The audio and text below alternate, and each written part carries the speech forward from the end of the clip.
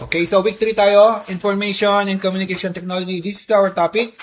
So domain names, domain registration, web hosting, and CCTLDS. So I'll explain later what is CCTLDS.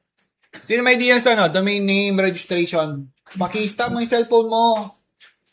Tumigil nga kayo sa cellphone. Pag may nakita pa ako ng cellphone, labas kagad para wala nang usapan. Sino may idea? Wala? So, domain names, domain registration, web hosting, and CCTLDS. So, ano mga yan? In our learning objectives, we will define domain names, explain domain registration, describe web hosting, and identify CCTLDS. Napakahaba, pero mamaya explain ko ano ibig sabihin yan. So, ang domain name, guys, kung lagi kayo nag-internet, lagi nyo yan nakikita. Ang domain name is yung pangalan ng website. Si facebook.com, youtube.com, instagram.com, deped.gov.ph. So, ang tawag dyan is domain name. So, there are different kinds of top-level domain. Ang tawag dito is top-level domain. TLD or top-level domain. It consists of edu. Ano yung edu sa tingin nyo? Education. Com. Yan ang default. Lagi natin nakita. Meron .com. Lagi may .com. So, ang ibig sabihin yan is commercial. Then net, network. Then info, information, organization. Base is for business. So, yan is mga domain name. So, tatandaan, facebook.com is a domain name. Even your favorite artist, tulad ni na Taylor Swift, meron siyang taylorswift.com. So, usually, ilalagay yung default na top-level domain na .com. Pero, pwedeng iba yon. Pwedeng lagyan ng business or network. Pag sa government naman, hindi kayo pwedeng maglagay ng gov. Pag gov kasi government, you are required to submit documents that you are a legitimate part of the government. Hindi pwedeng tulad ko, pupunta ako magpaparegister ako sa online at sasabihin ko, rexmaxgomez.gov. So, bawal yun. You need to submit some documents that stating you are part of the government sa isang country. So, what is a domain name? A human readable address used to access websites. A domain name is your website's address on the internet. It is the human readable like google.com or wikipedia.org that you type into a browser. Ano si mga browser? Google Chrome, Firefox, Opera, Safari, Microsoft Edge. Yun si Brave. Then, that you type into a browser to visit a specific site, making it easy to remember instead of a complex string or numbers. Actually guys, yung mga domain name tulad ni na Facebook at saka yahoo.com, mga number lang. Dahil sa mahirap tandaan yung mga number, ang ginagawa ni DNS or domain name system is kino-convert sa readable or alphanumeric. Papakita ko sa inyo ano yung tsura talaga ng isang website. Example, si Wikipedia. Wikipedia.org. Ano kasing .org? Organization. Hindi naman talaga Wikipedia.org yung binabasa ng domain name. So, pakita ko sa inyo ano yung tsura niya. So, I will go to MS prompt. Then, I will be calling the control name ping www.wikipedia.org. Tama ba yung spelling ko? Okay, tama. So, enter ko. Ayan, piniping. Ang ping is nagko-communicate sa server ni Wikipedia. So, ang nakita yung mga number na to, nakita yung number? Yes. This is Wikipedia. That is the default IP address or Internet Protocol address of Wikipedia. Try kong copyin, Hindi kasi yung iba kasi hindi pwedeng i-open kasi kala nila ina-hack yung mga web browser. Tingnan natin kung pwede ma-open kaya kay Google Chrome. Ganito talaga yung tsura. Ganyan yung tsura ng ni Wikipedia. Number lang siya. It's an Internet Protocol address. But dahil sa atin, tao tayo, usually hindi natin memorize ang mga number. Isipin mo pumunta kay Instagram, tatype mo yung number. Tapos pumunta kay Facebook, tatype mo yung number. So, enter ko. Ewan ko ma-enter. Ayun. Sorry, hindi siya pumunta. Meron kasi yung anti-malware. Kala niya inahack ko. But, those number are representing wikipedia.org. Pero try ko sa isang browser, ang pangalan ng store. Ayan si Tor browser. Isang browser din ito. Ito naman, pwede kang i-hide yung IP address. Sino may alam sa IP address? Alam mo. Mamaya explain ko yung IP address. Bakit nahuli yung nagpo-post ng mga nude videos? Paano matrack ng mga cybercrime division ng NBA at saka PNP. Continue. Dito sana.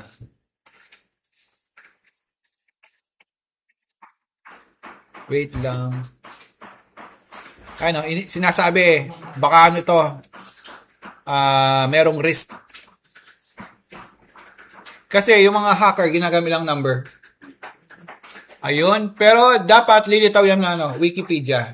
Lang kasi, meron tayong anti-malware. Pero kung i-off natin yon, papasok siya. So, this number represents Wikipedia. So, ganun kahirap kung hindi mo matandaan yung website. So, ang Wikipedia, google.com, or anumang domain, yan, sa number, IP address. IP address stands for Internet Protocol Address. And we use that even in our router. Then, how it works, every computer and server connect to the internet is identified by a numerical IP address. Example, 192.0.2.2. Because numbers are difficult for people to remember, the domain name system or DNS acts like an internet phone book. When you enter a domain name, the DNS translate into a correct numerical IP address to reroute your site. So, ayan siya. Ang DNS or domain name system, basta ang gagawin niya, i-enter nyo yung yahoo.com, then convert nyo sa IP address. Okay, a domain name is typically made up of 2 or 3 parts separated by dots. Top-level domain, also known as a domain extension, it sits on the right side of the dot. .com, .org, .net. Some TLDS or top-level domains designate specific purpose or regions like gov or government or edu for educational institution. Ang TLD or top-level domain nag-start sa .com, .org, .net. Then, ito yung sample natin. Ano yung top-level domain? .com. Yun. Then, susunod, second-level domain. This is the custom name you choose appearing before the TLD or top-level domain in Google. So, google.com, it represents your brand or identity. Example, sikat si, anong pilido mo? Lamba. Anong pangalan? Brand Lamba. Isa siyang sikat na singer. Ngayon, kailangan niya magkaroon ng website. So, he will register it online. Ang pagre-register ay si web host. Web hosting. Ang tawag doon, web hosting. And you need to register your domain name. Ang domain name is parang plaka or address ng bahay. So, gagawin mo, example, ang address ng bahay mo is 1229. Pwede bang gamitin yung 1229 kung bago? Address ng bahay. Pwede ba? Hindi. Parang sa plate number. If you use or LTO supplied you with a certain number and alphanumeric. After nun, guys, hindi mo na pwedeng gamitin yon. So, tulad ni Bren... Ano kasi? Ano? Bren de la Cruz? Okay, Bren de la Cruz. Pare-register natin yan. So, titingnan muna kung available yung Bren de la Cruz. Then, ang gusto niyang top level domain is .com.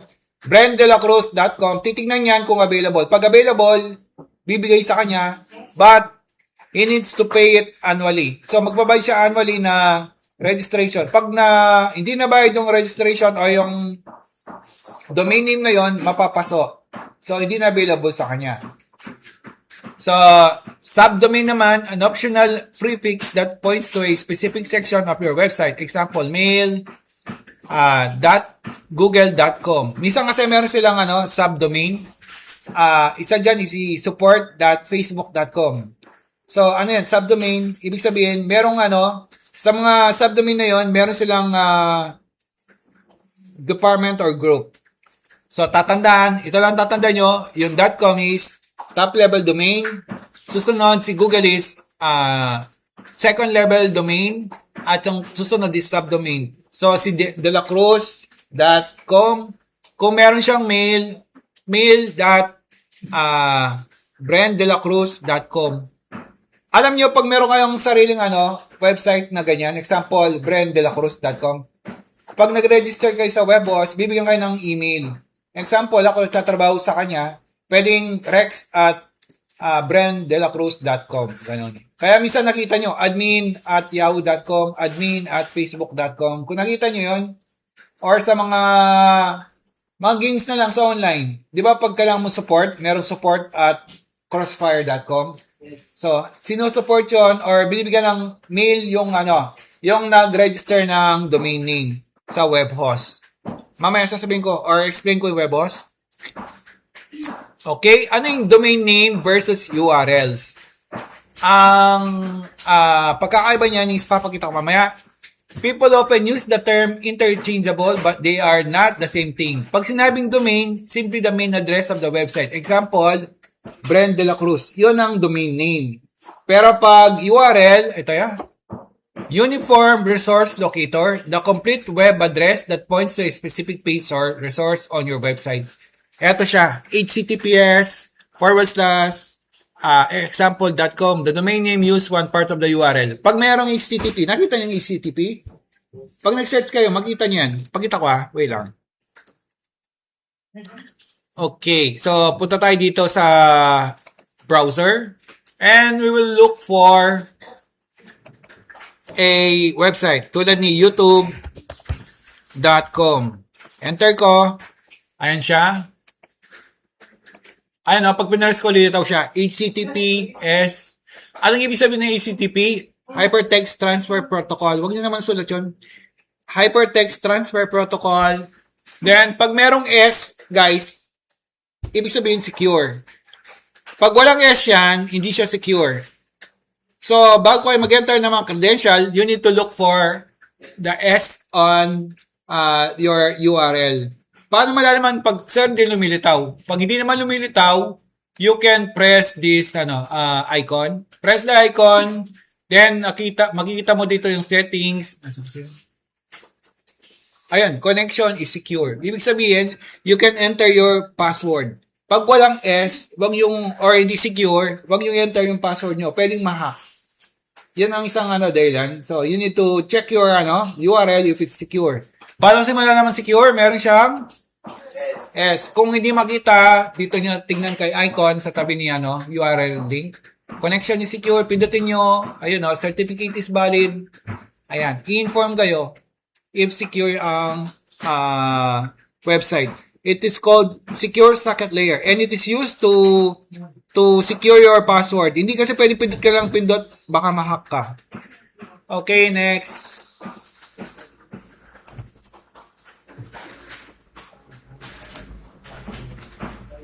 Okay, ito na, domain registration. Example, sikat nga si Bren, gusto niyang magkaroon ng website. Domain registration is the process of securing a unique web address, yourname.com, through an accredited registrar. You can typically purchase a domain for $10 to $45 annually or $560 to $2.5. So, meron siyang mga price list mamaya papakita ko sa inyo. Introductory deals as low as 60 pesos per month for your first year. So, example nga, sikat si Bren, ngayon, he need to register his own website. Pakita ko yung mga sample ng nagra-running na site si Taylor Swift. Tatanong, sir, ba't lagi na yung Taylor Swift? Alam nga naman yung mga kapanahunan ko. Kilala mo si Metallica? Sasabihin mo, siyempre hindi. Taylor Swift. Ayan. So, tingnan natin. So, every artist, every group, even politician have their own website. So, hanapin natin si Taylor Swift. Ayan. The official website of Taylor Swift. So, this website is registered. Hindi naman annually or yearly. Ang iba, ginagawa nilang 10 years, 20 years. Ba't kayo tumatawa? Nakita ko yung sexy? Alam mo yung lalaki. Tawa eh. Okay guys, so ito siya. And it is also for use for e-commerce. Ayun o, shop now. Pag pwede kayo mag-shop online, that is e-commerce. Ano pang e-commerce na ginagamit nyo? Lazada, Shopee, Zerola. Ano kasi? O yun, Temu. Temu, laging pinapakita parang mga reject. Okay guys, si eBay. Okay, ayan siya. So, you will be creating this form of website next week kata. After ng broadcast nyo. I will be grouping you. You will create a portfolio. Then, ayan siya. Tingnan natin. So, meron ba siyang email? Okay. Nakita yung mga icon na to.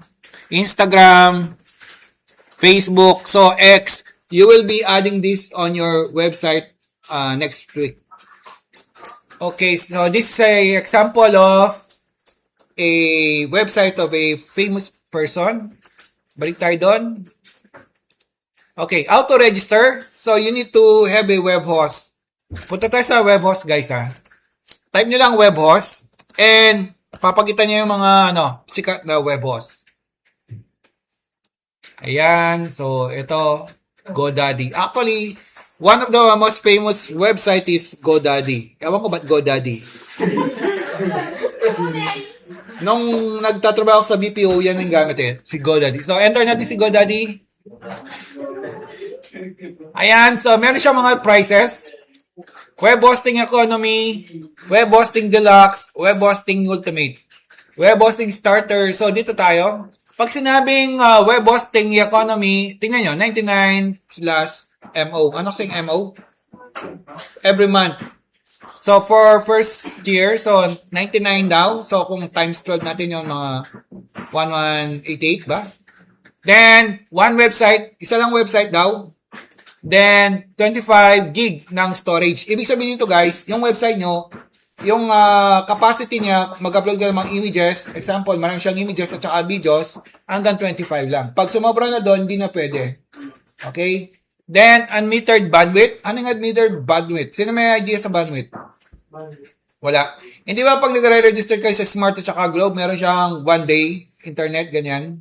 Or 500 or 1 gig. After that, na-consume mo na yon, wala na. So, ito, unmetered. Ibig sabihin, wala siyang limitation.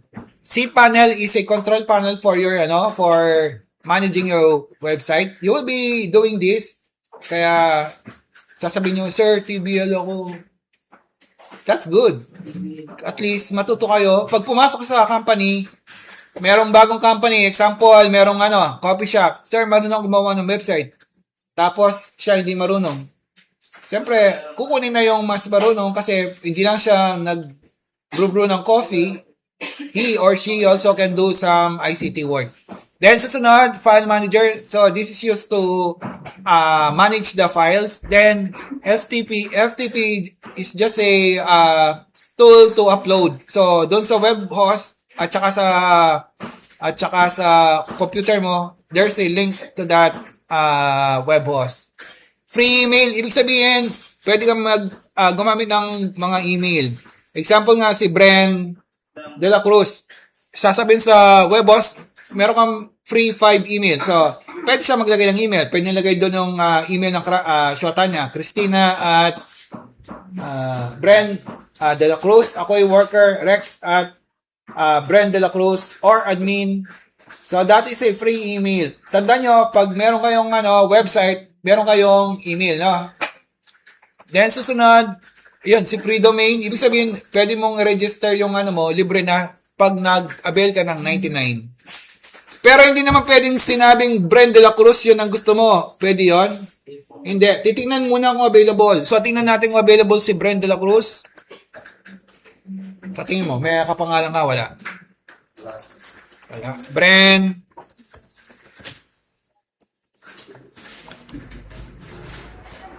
.com. Wala. Wala siyang kapangalan. Ikaw ganda, anong pangalan mo? Jessica. Ano ang apelyido? Avenido. Tingnan natin si Jessica. Jessica Avenido.com. Wala rin. So, okay lang sila. O yung ano, common name ko ya, Juan de la Cruz.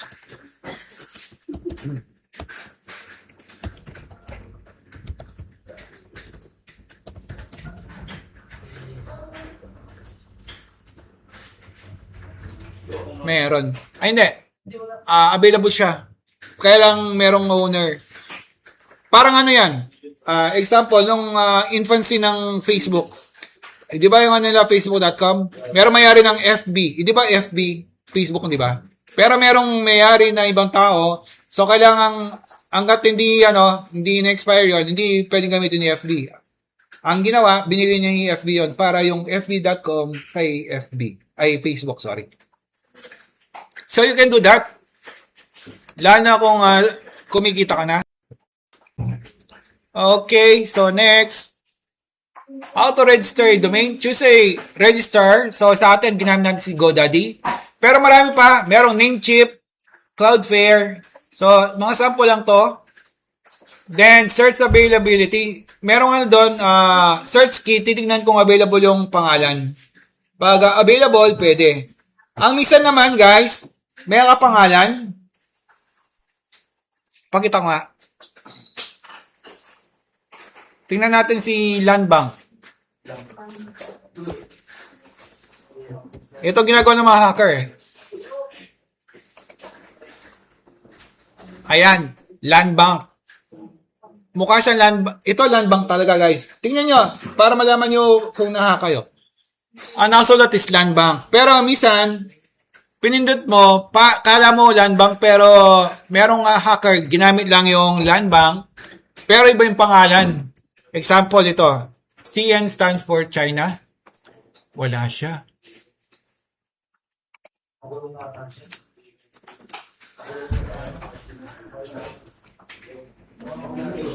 Wala na, tanggal na.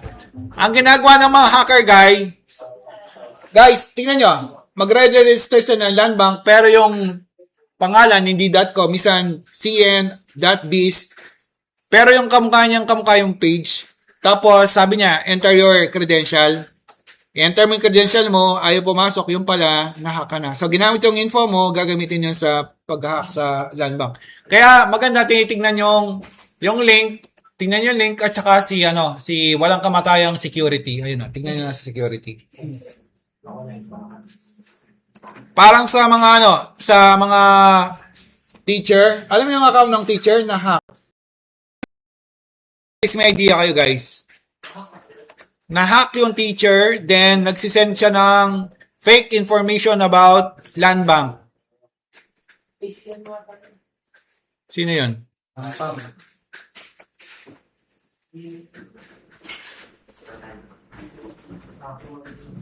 Tingnan nyo Landbank.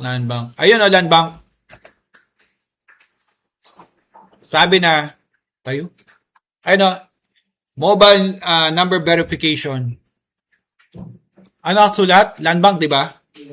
Tingnan natin kung saan galing. Ayun, genesa.ambolang@deped.gov.ph. Part pa ng Landbank? Hindi. So, nahack si ma'am.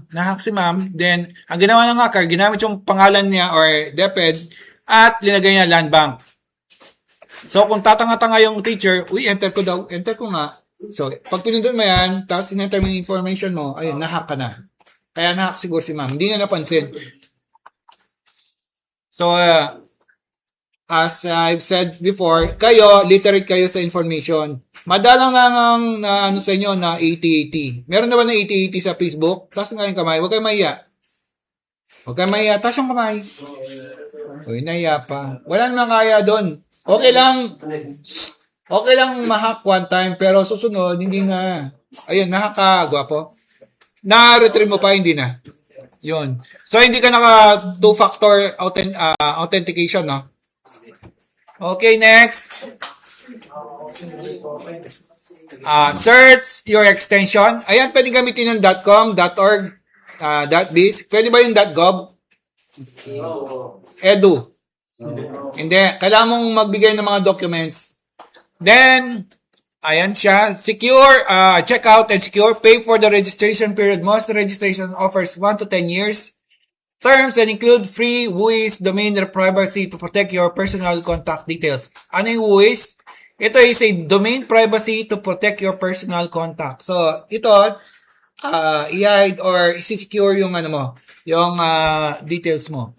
Then, for government, ito na, or high specific institutional website, the process require official documentation rather than standard online checkout. So, yung government, administered by the DICT or Department of Information and Communication Technology. Tatandaan yun, Department of Information and Communication Technology requires formal letter of intent and accomplished registration form signed by your agency head. Yung example, National Bureau of Investigation, yung head doon, siya yung nakapirma. Application must be submitted directly to the Department of Information and Communication Technology. Nandito na pala, sorry. Local registries, si PH, at saka .com PH, the country official register administered by the .ph. Ito yung nag-administer sa ating country code. Ang tag doon is country code, top level domain, no? Yung nakita nyo yung mga .ph, .uk, .jp, .tw, that is a country code top level domain. Tatandaan nyo yun, country code top level domain, pero nandito yun. You can search availability and apply through them or through authorized local registers like web.com.ph. No website needed yet. You can buy a domain now just to protect your brand name or set up professional emails and connect it to a website. Pwede kayong bumili ng domain name pero walang laman. Yung hindi mo pa nag-upload. Pag sinearch mo yon, lilitaw lang is blank or error, no? Natulog na si Guapo. Okay ka lang? Then, susunod, set auto-renew. Ito yung recurring payment. Recurring yung monthly. You cannot permanently buy a domain but auto-renewals ensure you never lose control of your web address to competitors. So, ayan yung sample. Okay, ito na si web hosting. Web hosting is a service that allows you to rent space on a server to secure your website, code, images, and videos. When user type your domain name into their browser, the hosting provides server delivers your website file so it can be viewed on the internet. So, pag na-register na yung domain name, kailangan upload mga files mo. If marunong kang gumawa ng website, pwede mo gawin yon. Kung hindi naman, paggagawa ka. But in your case, you will be learning creating website in the future. Next week na nga eh. Next, how it works. Think of your domain name as your website, street address, web hosting as the physical house built on the land. So, yung domain name, yan yung address nyo. Then, yung web host, yung physical. Nandun lahat ng mga files nyo. The server, you rent a space on a powerful computer server. This is always connected to the internet. Pakita ko sa inyo ang itsura ng server. Ang server is managed by data center.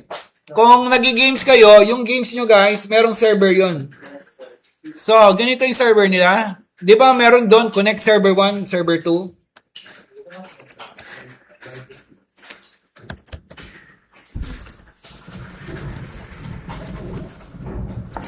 Ayan, kung nanonood ka ng mga movies, merong nag-aaway sa computer server, ganyan yung tsura nila.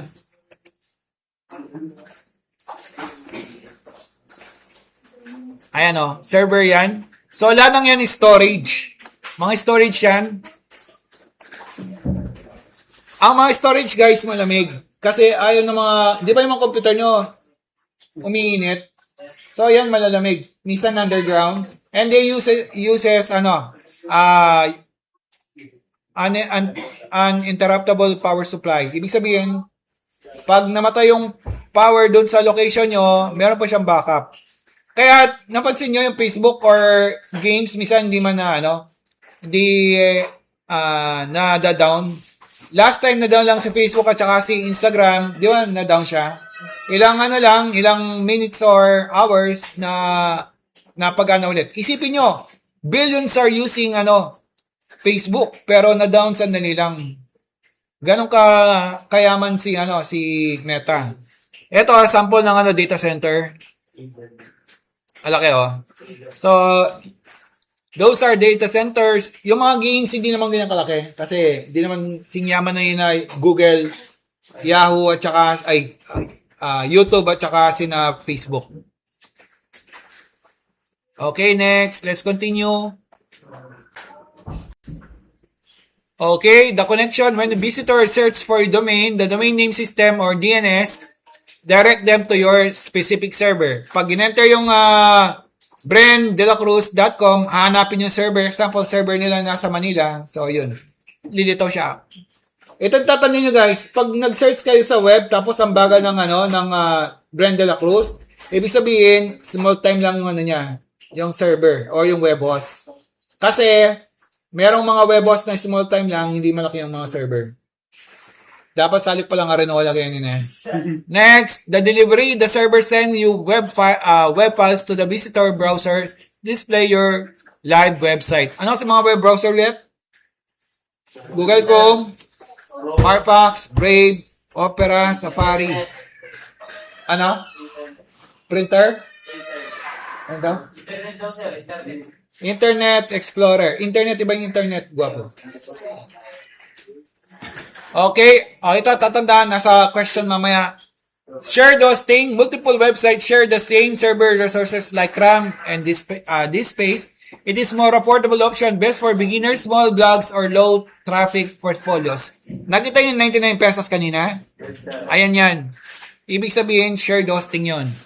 Ito naman, si virtual private server. You share the physical server with other but your website displays on its own virtual partition. This is provided, dedicated for resource, greater control, and better performance. Ibig sabihin, yung server, meron kang kasama pero naka-virtual kayo, naka-partition. Next, cloud hosting. Your website is hosted on a network or multiple server connected to a server. If one server experiences an issue, another instantly take over. It is easily scales up or down the handle sudden traffic spikes. Ibig sabihin nito guys, yung cloud hosting, kung down man, meron siyang backup gamit si cloud host. So, mas maganda ito kaysa sa mga una kanina, sina shared hosting. Ito na yung pinaka, big time, dedicated hosting. You rent an entire physical server. Ibig sabihin yung pinakita ko kanina, data center, re-rent mo lahat yun. Ganun kakayaman.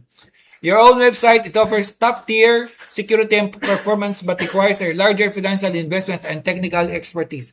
So, wag ganyan, usually bumibili niyan mga top corporation, tulad ni na San Miguel. Yung natin, mga government, mga agency, tulad ni na DICT, LTO. So, they have their own dedicated hosting. Okay. Ayan, na-discuss ko na pala kanina to. Then, merong, guys, merong content management system. Ito is, ready-made na web boss.